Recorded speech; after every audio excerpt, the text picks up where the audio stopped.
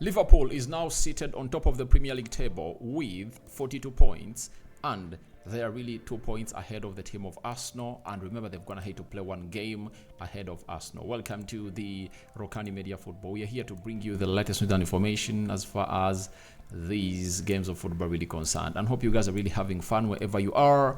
And we are not gonna stop. I tell you, we are not gonna stop. And I told you that I'm really feeling charged for these coming months because a lot of stories are obviously gonna come out. Remember, Liverpool came into this game after drawing 1-1 with Arsenal, and they had drawn 1-1 with Man United, meaning that they dropped 4 points in their possible 6. And this time round, they never really had to take a chance. It was Darwin Núñez in the first half who really gave them the lead, and Diego Jota came in through and obviously put in another effort that really gave them the best that they really deserved as a team of Liverpool. Good to see to it that they're going to hit obviously win, but it was a game of two halves. If at all I'm to mention, it was a game of two halves that the first half was really dominated by Liverpool, and the second half was hugely dominated by the side of Burnley. But Burnley just lacked what they call the killer instinct. The killer instinct was really off, and it was not really into play. That really gave Liverpool a very huge goal when Burnley a very huge goal when they really need to obviously kill off the games. Because if you're playing a team like Liverpool and it's 1-0, all you have to do is simple. Go ahead and really cause havoc to them. You at home, you're really having what we call a rocking crowd. Then why don't you use that? And it's on record that Burnley is one of those teams that are going to hate to play some exciting football.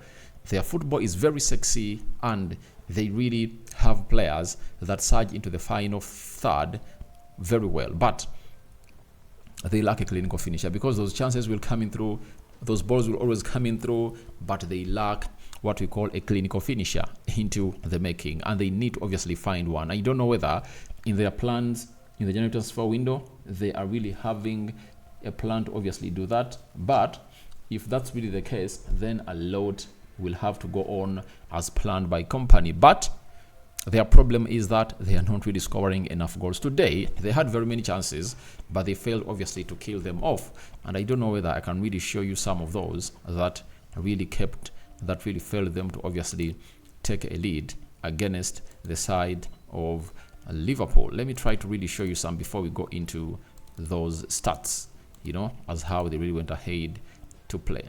And you see that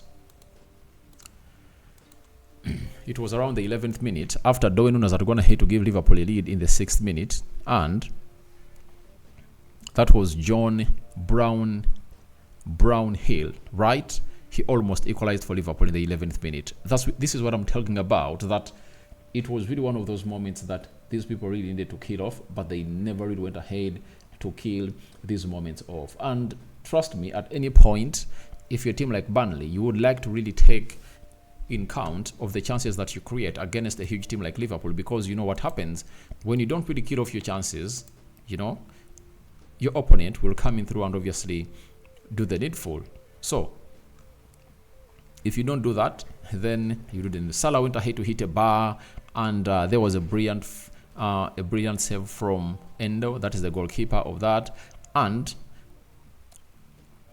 at the beginning of the second half, Elliott went ahead to obviously score one goal, and it was really denied, but they also went ahead to obviously surge, but it couldn't really give them what we call better results to really make them capitalize onto that game. Let's look at the Premier League table and see how everything is really looking like as we go to the table and see how Liverpool have gone ahead to dislodge Arsenal from the top spot of the Premier League table. Now, 9 shots by Burnley, then 19 shots by Liverpool, 0 shots on target. So that's the problem they had. They had 9, but 0 of those shots really was on target. Then they had 10 shots on target, that is Liverpool, and out of those 10, 2 really went ahead to obviously cross the line, and they went ahead to obviously lead. 31% ball possession by Burnley, and 69% ball possession by Liverpool. 287 passes completed by Burnley and 656 passes completed by Liverpool. 64% passing accuracy by Burnley and 85% passing accuracy by Liverpool. 7 fouls by Burnley and 10 fouls by Liverpool. 2 yellow cards to Burnley and 1 yellow card to Liverpool. 0 red cards to both sides. And then 1 offside to Burnley and 4 offsides to Liverpool. 4 corners to both teams. And that's how the full 90 ended in favor of Liverpool. And it scored 2 goals. Very, very important. Now, this is how they've gone ahead, obviously, dislodge Arsenal from the top of the table. And it's now Liverpool. 19 games played. 19 games played. And they're having 42 points. If Arsenal win on the 28th against... If Arsenal win on the 28th against... if Arsenal win on the 28th against West Ham, they'll go back on top of the Premier League table to obviously be at 43 points. And Liverpool will be having 42. Arsenal is second. We've been discussing about Arsenal. Aston Villa is playing Manchester United right now. And if they happen to win today, they'll go to 42 points, right? If they go to 42 points, that means they'll go past Arsenal. If they go past Arsenal, that means they would have gone ahead to put in a very huge effort. But the game is on. It's like 3 minutes in, and they are trying to obviously find themselves into a better position, but all has been blocked by Rafael Varane. So that is it. Manchester City, 34 points, 17 games played. Tottenham, I think, is playing Brighton tomorrow, and it's going to be a huge one for us to really look at and really understand exactly what it's all about. So that is the Premier League table, and Liverpool have gone ahead, obviously, dislodge Arsenal from the top spot of the table. They've gone ahead to dislodge them from the top side of the table, and Arsenal need to obviously come in through and really win. So this means Arsenal is going to be having some huge pressure, when they're playing against West Ham. But you really understand that it's really going to go on according to plan, because Arsenal are really good when it comes to killing off games at the Emirates. So Liverpool are really great. They've gone ahead to do their job. They've done it and dusted. Burnley need to do the needful. For Vincent Kompany, I really feel a little bit for him, because looks like his days at Burnley are really numbered. He's 19th, 11 points, really gotten, and you ask yourself, how is he going to survive? Because in his last games, he beat Sheffield by 5-0. After then, he lost to Wolverhampton Wanderers. That is it. After losing to Wolves, he drew 1-1 with Brighton. He lost 2-0 to Everton. He beat Fulham by 2-0. That is on Saturday last week.